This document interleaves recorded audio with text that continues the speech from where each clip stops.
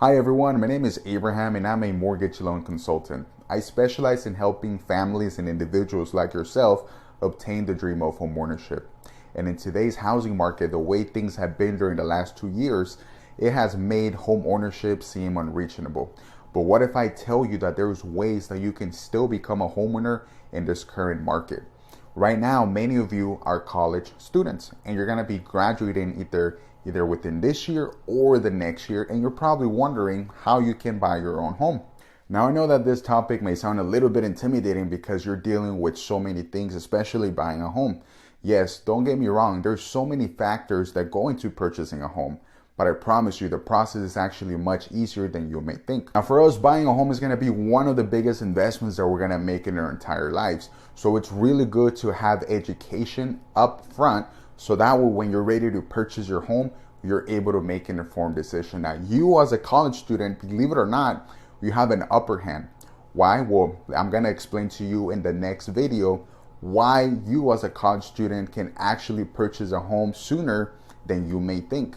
So you recently graduated from college and you're ready to become a homeowner. Well, typically a lender is going to need to verify 2 years of work history before getting qualified. However, certain loan programs like FHA loans and conventional loans, they have the 2-year waiver exception. What this means is that as long as you're a recent college graduate and you're working within the same field that you got your degree on, you can actually qualify as soon as you even get your first paycheck. In order to qualify, the lender is going to need to verify your college transcripts, the date that you graduated, that you were a full-time student, and a letter verifying your employment status with your employer. This gives you access, though, to home ownership sooner than expected without having to wait 2 years like many individuals do. So as you learn, you as a college student have an upper hand in becoming a homeowner sooner than you may think. Traditionally, as in the video stated, lenders are going to require 2 years of work history. But your college degree counts as those 2 years. So once you graduate, let's say that you get a job in nursing. You get your degree in nursing, you get a job as an RN. As soon as you get your first paycheck, you're going to be able to qualify for a home without needing those 2 years. So that's why it's important that you get your degree, so that way you can become a homeowner sooner than you think. Now, in the next video, I'm going to be talking about debts that you can exclude. Because many of us, obviously, we have debt that we gotta pay. Either we have a car payment or we have some loans that we have to pay. And many of us are probably thinking, well, what if I have some debt? Does that disqualify me from buying a home? What if I have student loan debt? Well, stay tuned and you're gonna see exactly what you can benefit from. Did you know that you can exclude any installment loans like a car payment in order to qualify for a home?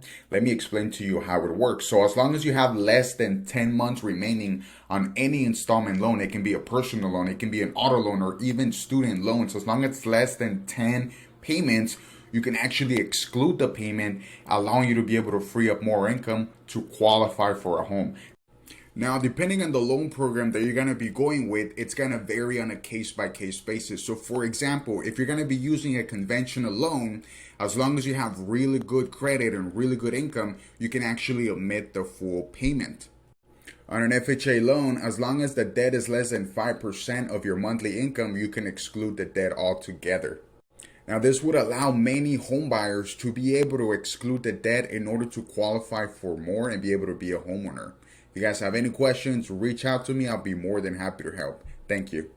So as you guys see right there is options for you available. So even if you have some debt that you probably think is going to affect your buying power, remember, as long as you have less than 10 months on any debt that's an installment, then you can omit the full payment altogether. So let's say that you have $400 and a car payment and you're almost going to pay that car off within the next 10 months.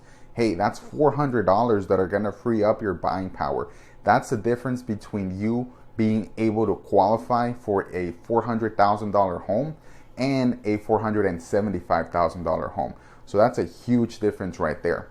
So the next video that we're going to be talking about is exactly what type of credit you're going to be needing in order to qualify, because as you know, you need to get your credit checked. But it's not just looking at your credit, it's looking at what type of credit you have under your name. So lenders are going to be looking at what type of trade lines you have active and also the length of time. So in the next video, stay tuned so you can see exactly what it is, so that way you are prepared. So qualifying for a mortgage loan in order to buy a house requires your credit to get checked. But aside from your credit score, lenders actually look into what type of credit accounts you have in order to be considered to be able to get qualified for a mortgage. So mortgage lenders are going to want to see that you have at least 3 trade lines open under your name. Out of those 3 trade lines, 2 of them have to be revolving accounts like credit cards, and 1 of them has to be at least an installment loan, like a car loan, a student loan, and so on. And they also want to see that you at least have those accounts open for at least 12 to 24 months without any late payments. So lenders, after looking into what type of trade lines you have, they're going to look into your credit score. So your credit score is actually as well very crucial. If you're going to be going an FHA program, you want to make sure right now that you're at least at a 620 and above. And on a conventional loan, you want to make sure that your credit score is at least 720 and up to get the best rates. So now you have an idea exactly how to work on your credit in order for you to be ready. Remember, it is about the type of credit accounts you have, but also, yes, let's not forget your credit score plays a big role because lenders are going to assess your risk based on your credit, your credibility, right? So they want to make sure that you have a good, healthy credit score. And you're probably wondering, well, what's a good, healthy credit score?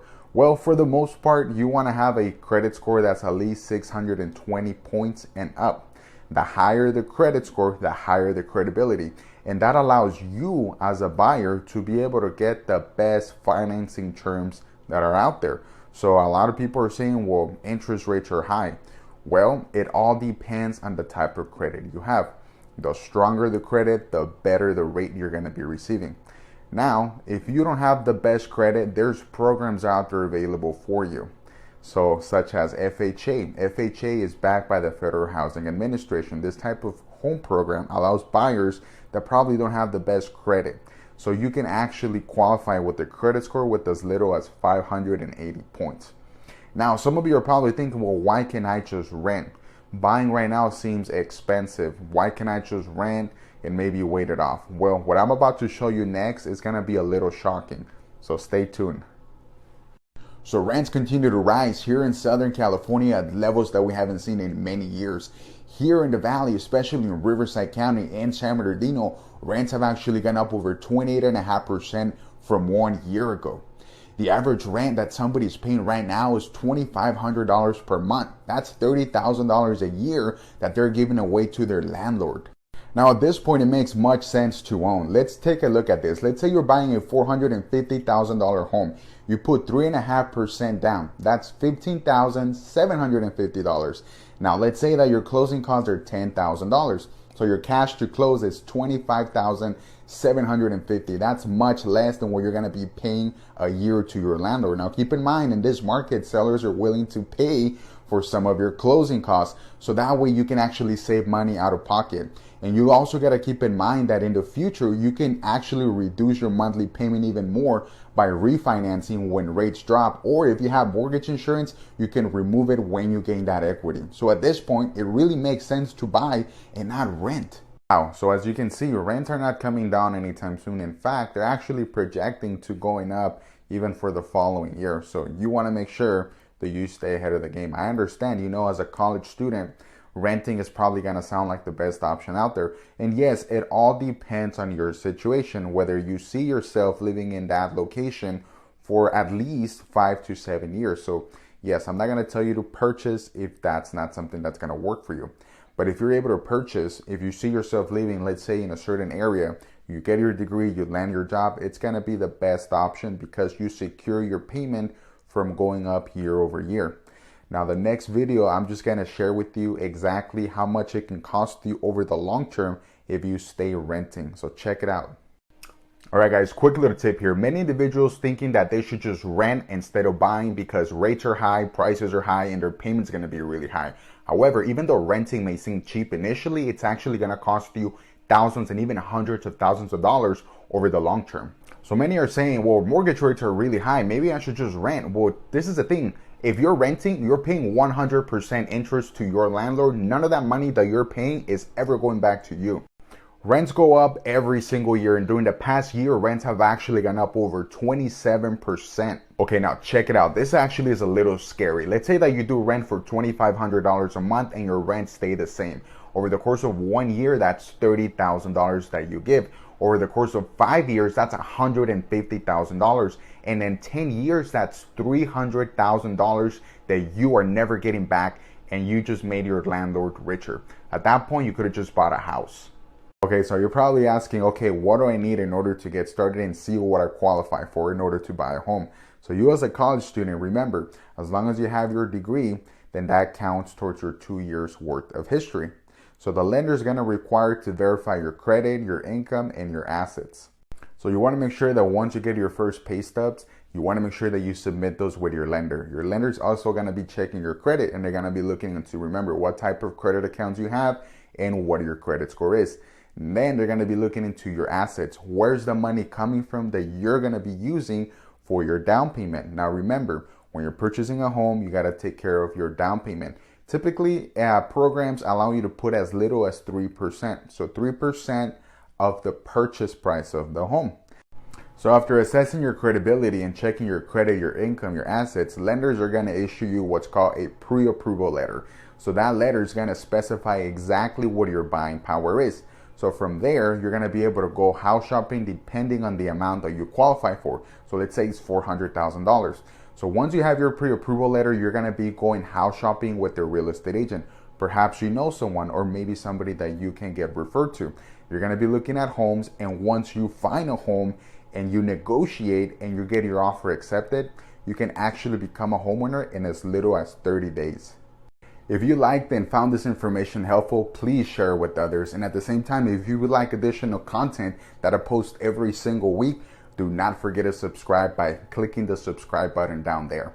Also, if you have any additional questions or concerns, and if you want to set up an appointment one-on-one, give me a call or send me a message, and I'll be more than happy to help. Again, thank you very much. Have a great day.